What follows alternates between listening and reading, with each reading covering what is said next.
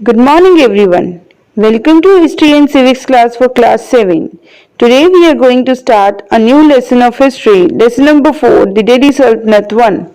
Key concepts of the lesson are Introduction of the Delhi Sultanate, early Turkish rulers or the slave dynasties AD 1206 to 1290, Qutbuddin Aibak, Shamsuddin Iltutmish, reforms of Iltutmish, Razia Sultana, Ghiyasuddin Balban. Learning outcomes of the lesson. Children will be able to discuss the emergence of Delhi as a seat of power, name the 5 dynasties that ruled Delhi, analyze the influence and impact of the notable rulers on the Sultanate, evaluate the key features of the different dynasties of the Delhi Sultanate, draw out a comparative analysis between the policies of the different dynasties.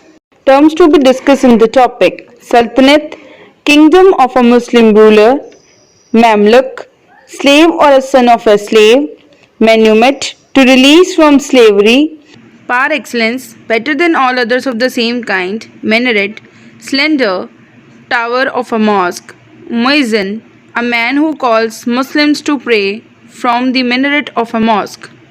Iqta, land given to the nobles by the rulers of the Delhi Sultanate. Iqtadar, the holders of the Iqta was called Iqtadar. Chronicler, personal recording events in order of time. Sijda, a Persian custom of lying down on the ground with the forehead touching the ground. Poibos, a Persian custom of kissing the feet of the Sultan. Magnificence, extremely good. The Delhi Sultanate. Introduction of the topic. After the defeat of Prithviraj Chauhan in the Second Battle of Tarain by Muhammad Ghori in AD 1192, he laid the foundation of Muslim rule in India. Muhammad Ghori appointed his general Qutbuddin Aibak as a governor of Delhi and Ajmer, and then he returned back to Gaur. On 15th March 1206, Muhammad Ghori was killed with sharp weapon when he went back to Ghazni. Muhammad Ghori had no heir, means a person legally entitled to inherit someone's property after the death of that person, means legal son. So his general declared themselves the independent rulers in the different parts of his empire. One of his slaves, Qutbuddin Aibak, who was already the general of Delhi and Ajmer, he declared him as a ruler of India and established the first Muslim dynasty to the rule in India. The name of the dynasty was Slave Dynasty and laid the foundation of Delhi Sultanate in India. Let's read the introduction. We have studied in the previous chapter that the defeat of Prithviraj Chauhan by Muhammad Ghori in AD 1192 laid the foundation of Muslim rule in India. Muhammad Ghori was murdered in AD 1206. He had no heir, so his generals declared themselves independent in different parts of his empire. One of his generals, Qutbuddin Aibak, assumed control of Muhammad Ghori's Indian possessions and laid the foundation of Delhi Sultanate. I have already discussed this paragraph in the beginning as introduction. The period between AD 1206 and 1526 is known as the period of Delhi Sultanate. This is because the rulers of this period were known as sultans and they ruled from their capital city Delhi. The period between AD 1206 and 1526 is known as the period of the Delhi Sultanate, and the rulers of this period were known as sultans. They ruled from their capital city Delhi. Delhi has been an important center of India as the capital of several empires. It has been the center of succession of mighty empires. At first, Delhi became the capital of a kingdom under the Rajput dynasty of Tomars, 12th century AD. Under the Tomars and Chauhans dynasties, it also became an important commercial center. Coins minted here were called Delhiwal, which had a wide circulation. Delhi became the capital of the vast areas of the subcontinent. Here the word subcontinent means the area separated by natural boundaries, only under the Delhi Sultanate. At first, Delhi was the capital of a kingdom under the Rajput dynasty of Tomars, 12th century. Under the Rajput dynasties like Tomars and Chauhans, Delhi became the important commercial and a trade center. Delhiwal were the coins that were in circulation in the region under Tomars. Here, minting of coins means an industrial facility which manufactures coins that can be used as a currency Delhi was capital of the vast area of the subcontinent. The following five dynasties together made up of the Delhi Sultanate. Sultanate means kingdom of the Muslim rule. The dynasties were the Slaves 1260 1290, the Khaljis 1290 till 1320, the Tughlaqs 1320 till 1414, the Sayyids 1414 till 1451, the Lodhis 1451 till 1526. Let's continue. Early Turkish rulers or the slave dynasty AD 1206 till 1290. This dynasty is called the slave or Mamluk dynasty because its three sultans themselves were slaves.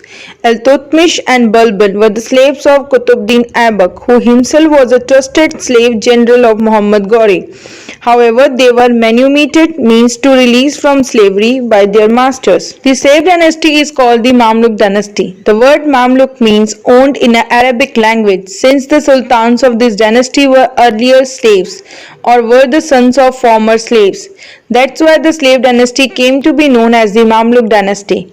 Qutbuddin Aibak was the general or slave of Muhammad Ghori, and Iltutmish and Balban were the slaves of the Qutbuddin Aibak. Although they were manumitted, means they were released from slavery, Gulami, by their masters. They were free. Still they were known as slaves and their dynasty is called slave dynasty. Let's continue with Qutbuddin Aibak, AD 1206 till 1210. Qutbuddin Aibak was a real founder of slave dynasty. He was well known for his courage, fighting skills and organizational abilities. He ruled only for 4 years. During his reign, he devoted his entire attention to strengthen his position and kingdom. Professor K.A. Nizami says, Qutbuddin Aibak was a military leader par excellence. Par excellence means better than all others in the same kind. He was a kind-hearted, just and generous ruler. Qutbuddin Aibak was considered as a real founder of slave dynasty and one who established the Muslim rule in India. He was well known for his courage, means bravery, fighting skills and maintenance and organizational abilities. He only ruled for 4 years, but in his short span of time, he dedicated his full attention towards his empire and to strengthen his position. He was a military leader, better than others. He was a very kind-hearted, generous and just an honest ruler. Let's continue with the reading. Due to his generosity, he was called Lakh Baksh or giver of lakhs. He gave large sums of money in charity. Qutbuddin Aibak built 2 mosques, one in Delhi called Qatul Islam and the other at Ajmer called Arai Din Ka Jhopda. He was also known as Lakh Baksh or givers of lakhs because he gave large amount of money in charity. He built 2 mosques, one in Delhi called Qatul Islam and other one in Ajmer called Arai Din Ka Jhopda. Qatul Islam Mosque is one of the largest mosques in Asia and oldest mosque in India. It was started around AD 1192 by Qutbuddin Aibak in Delhi. Arai Din Ka Jhopda built by Qutbuddin Aibak. Arai means 2.5. It was constructed in 2.5 days by the Hindu laborers, so it was named as Arai Din Ka Jhopda. He was started the construction of Qutub Minar, but due to his sudden death at Lahore, his successor Iltutmish completed it. Later, Firoz Shah Tughlaq added the fifth and the last story to it. Qutub Minar was used as a minaret, means tower of a mosque, by the muezzin. Muezzin means person who calls the people for prayers in the mosque, to summon Muslims for prayers. Qutbuddin Aibak was also started the construction of Qutub Minar. Qutub Minar is a victory tower or minaret, means tower of a mosque, that forms the part of Qutub complex in Mehrauli. Its construction was started by Qutbuddin Aibak, but due to his sudden death after falling from his horse while playing chaugan polo, it was completed by his successor Iltutmish. Later, Firoz Shah Tughlaq added the last story.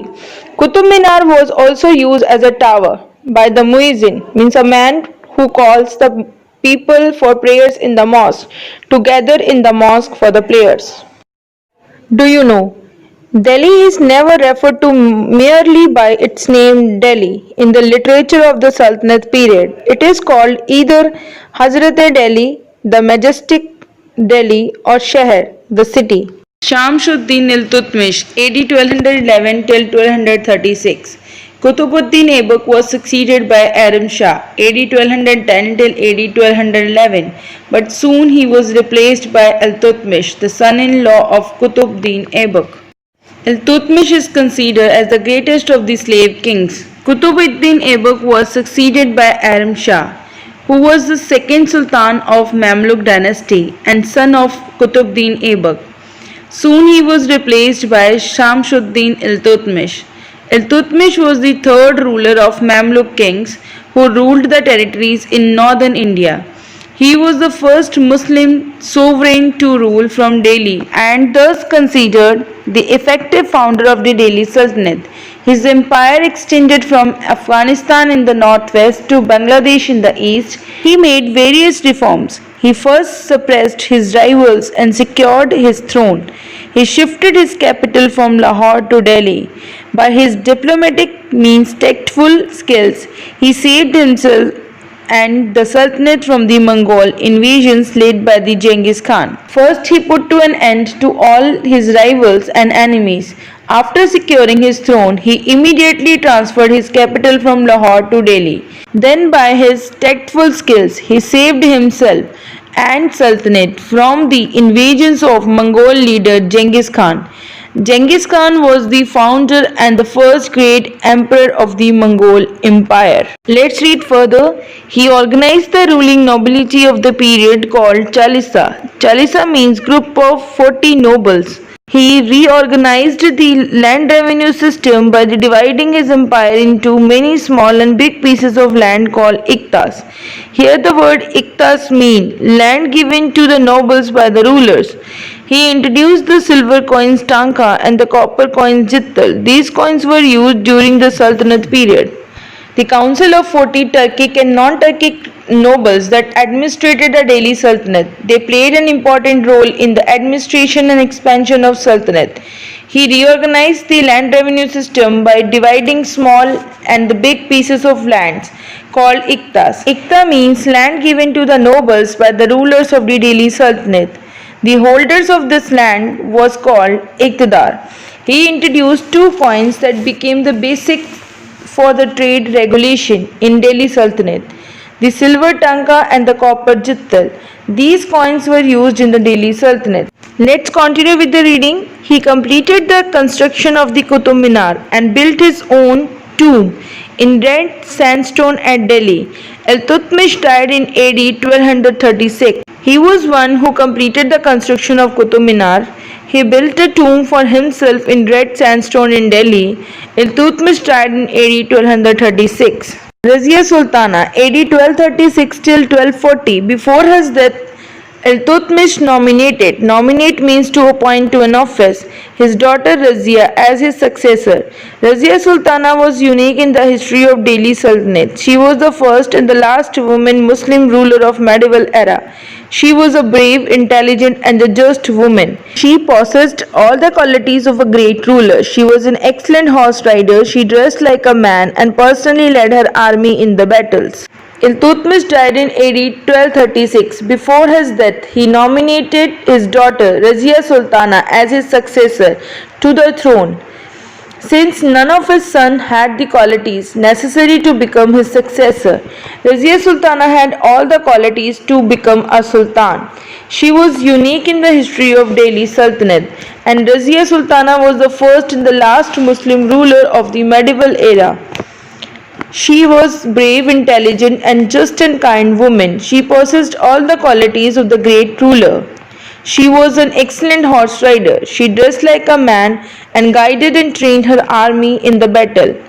But the nobles did not like the idea of being ruled by a woman. The chronicles of the age, Minhaj-e-Siraj, recognized that although Razia was more able and qualified than all her brothers, yet he thought that Queen's rule went against the ideal social order created by God, in which women were supposed to be subordinate to men. Ultimately, she was killed in AD 1240. The nobles did not like the idea of ruling a woman on a throne. The chronicle of the age, here the word chronicle means a person recording events in order of time. Minhaj-e-Siraj recognized that Razia was more able and qualified than her brother. Still, she was not accepted as a woman ruler. They thought that it was against the social order created by God, in which the women were supposed to be subordinate to men. She was killed in AD 1240. It is rightly said that if Razia had not been a woman, she would have been the most successful ruler of India. That time the society was male dominated and they did not want to see Razia as a sultan of Delhi. After Razia Sultana, a number of less important sultans came to the throne till AD 1266. One of these was Nasiruddin Mahmud, a younger son of Iltutmish, who ruled from AD 1246 till 1266. He was merely a puppet, means Kutputli, in the hands of powerful nobles, particularly Balban. He lived the life of a dervish saint. The Turkish nobles were called Chalisa. Chalisa raised the younger son of Iltutmish, Nasiruddin Mahmud, to the throne, but he ruled from AD 1246 till 1266. He was a puppet, means a Kutputli, in the hands of the powerful nobles. Being only 17 years old, he left the entire work of administration in the capable hands of Balban, who was also his father-in-law, and lived the life of a saint. Ghiyasuddin Balban, AD 1266 till 1287. Balban was an experienced and capable ruler. He was known for his strong policies. He ruled with an iron hand. He defended his kingdom from the Mongol invasions in the north-western borders and from the internal rebellions. Balban was surrounded with difficulties when he came to the throne. He was an experienced and capable ruler. He was known for his strong policies. He adopted the policy of blood and iron hand to control the rebels and nobles. He used his sword against rebels, invaders, thieves, and traitors to establish peace and order. He defended the Mongol invasions in the northwest borders.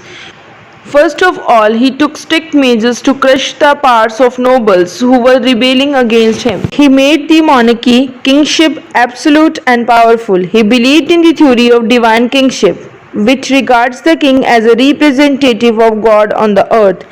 He introduced the Persian customs of sijda, prostration, and poibos, kissing monarch's feet, as a normal forms of salutation for the king.